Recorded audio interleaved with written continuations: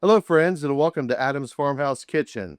Today we're going to be making a mixed berry cobbler recipe that my good friend Marilyn Plum gave to me quite a while back. And I have to tell you, it's the best cobbler that I've ever had. So stay tuned. For over 145 years, the heart of my family's farmhouse has been the kitchen. It's where stories, food, and traditions have been passed down through generations. Join me as we create new memories, one dish at a time. Welcome to Adam's Farmhouse Kitchen. So what we're going to do is we're going to start off. I have a large cake pan here. This is a 12 by 3. Do not have to grease or flour it or put any liner in it. This is how simple this recipe is. So the first thing we're going to do is we're going to start off with 2.5 pounds of mixed berries. I like to use a strawberry, blueberry, raspberry, and blackberry combination. And to that, I've added 1.5 cups of sugar. And you can use fresh berries if you like, but the frozen ones work great. So the first thing we're going to do is we're going to add these berries with the sugar on them. And we're going to dump them right into the pan just like this. And you can see they have a really beautiful color. And we're going to make sure and get all of our sugar out of this bowl.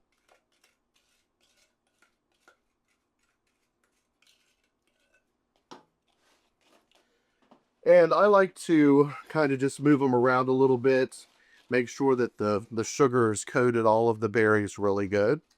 So we have those in our ungreased and unlined cake pan, just like that.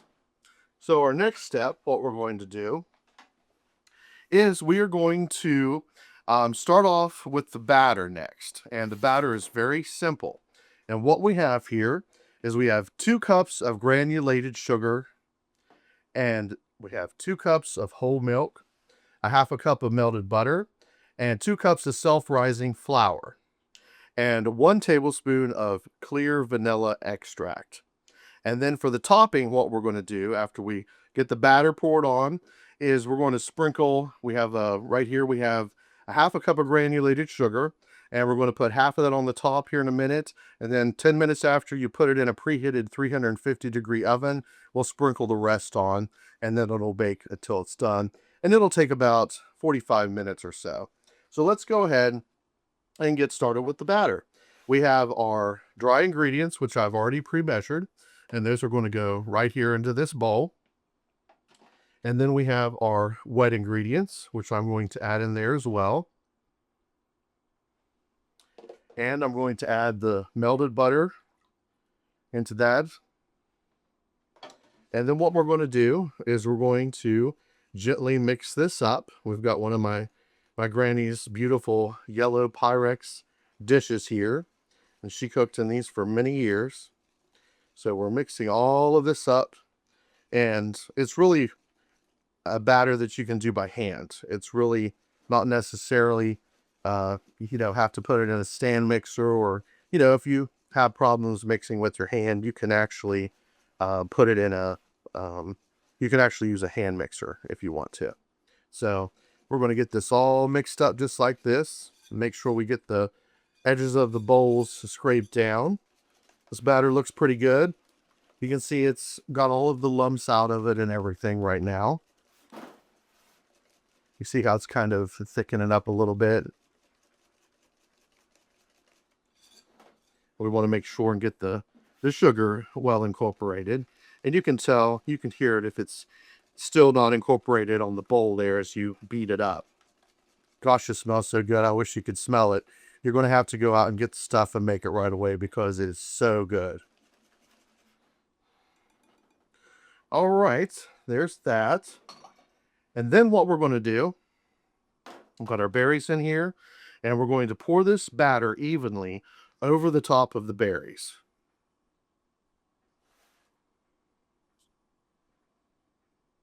And it's going to sink down in. Remember, you do not want to stir this. So put the berries and the sugar in, and then we've got the batter, which we've poured right over the top. Just like that. And then I'm just going to kind of go like this to sort of make sure that the batter gets over the berries evenly. and coated, just like that. And then if you got a little berry that's popping out, you can kind of just gently push them down like that. See how I'm doing it? So they're just coated. I'm not stirring. I'm just gently pushing the berries down in so the batter will get over the top of it. And you can use your finger if you have to, if you're at home. That's okay.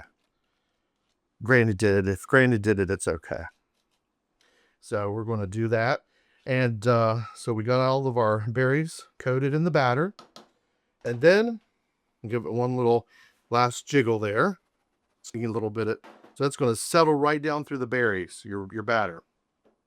So we're going to go ahead and put on a half a cup of sugar I have here. We're going to put on about a quarter cup right over the top of the cobbler, just like this.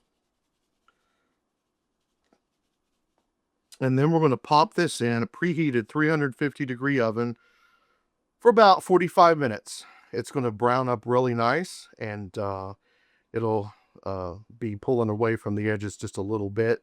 And you can tell it'll be a nice golden brown. And like I said, it'll have enough batter come up on the top, sort of like a little cake. You can test it and tell when it's done. So this is one of the best recipes I've ever had. And you can see how simple it was to make. 10 minutes into baking, we'll add the rest of this sugar, sprinkle it on the top, and we will have a perfect cobbler here. We'll be back shortly, and you'll see the completed product.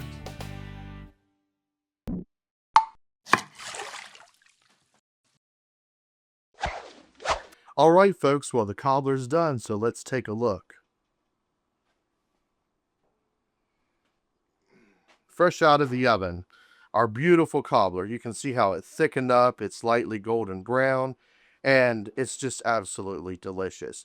I really like mine cold, and you can serve this in a little shooter glass with fresh chantilly cream if you would like, or you can just serve it hot with ice cream. Vanilla ice cream is good too. So there you have it, our mixed berry cobbler.